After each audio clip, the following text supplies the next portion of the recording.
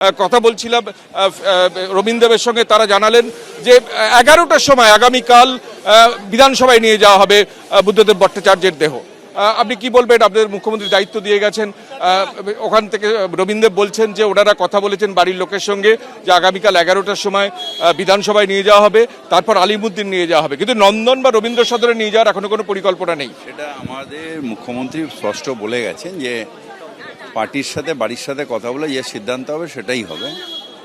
তবে ব্যাপারটা হচ্ছে যে ঠিক আছে, বিধানসভায় যখন নিয়ে যাবে বিধানসভায় নিয়ে যাবে।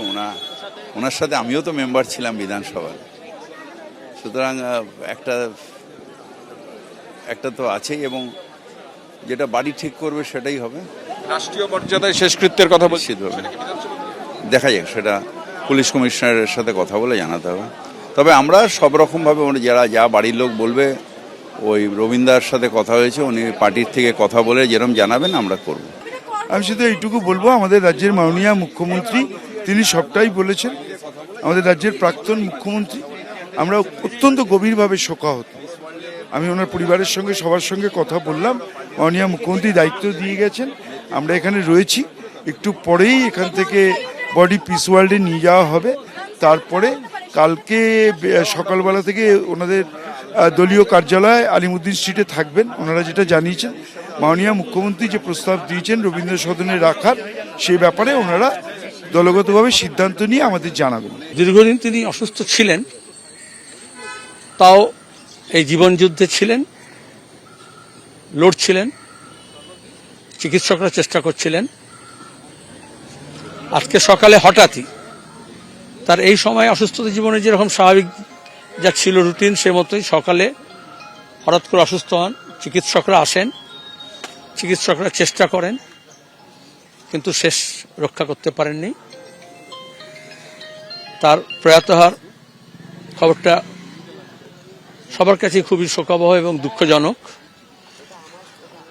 এখন তার অনেক গুণগ্রাহী মানুষ আছেন, আমাদের সমর্থক কর্মী দরদি আছেন, রাজ্যবাসী এবং রাজ্যের বাইরে অনেকে আছেন। তারা যাতে শেষ শ্রদ্ধা জানাতে পারেন, শোনো আজকে আমরা তার দেহ সংরক্ষণ করব। বৌদির সঙ্গে কথা হলো, তার পরিবারের সঙ্গে কথা হলো, আমাদের পার্টির সিদ্ধান্ত আজকে আমরা এখানে কিছুক্ষণ থাকবেন। এখনো যারা আশেপাশে প্রতিবেশী, তার ব্যক্তিগত পরিচিত, আর যারা অন্যরা কলকাতা শহরের মধ্যে আছেন, যারা আসতে চান, তারা এখানে তারা শেষ শ্রদ্ধা জানাবেন।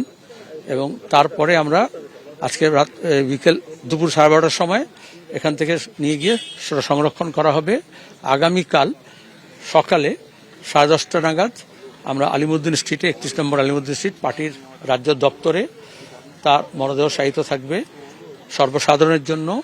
এবং যেহেতু দিল্লি থেকে, অন্যান্য রাজ্য থেকে অনেকে আসবেন, তাদের জন্যই আমাদের আজকে রাত্রে রাখতে হচ্ছে। উত্তরবঙ্গ থেকে আসবেন, তারা যাতে আসতে পারেন ওভারনাইট। কালকে সারাদিন ওখানে মরদেহ থাকবে। তার যে দপ্তর থেকে তিনি কাজ করেছেন অসুস্থ হওয়া আগে পর্যন্ত, দিন পর্যন্ত। তারপরে কতগুলো প্যারাফেরনালিয়া আছে, সেগুলো আমরা ওয়ার্কআউট করছি।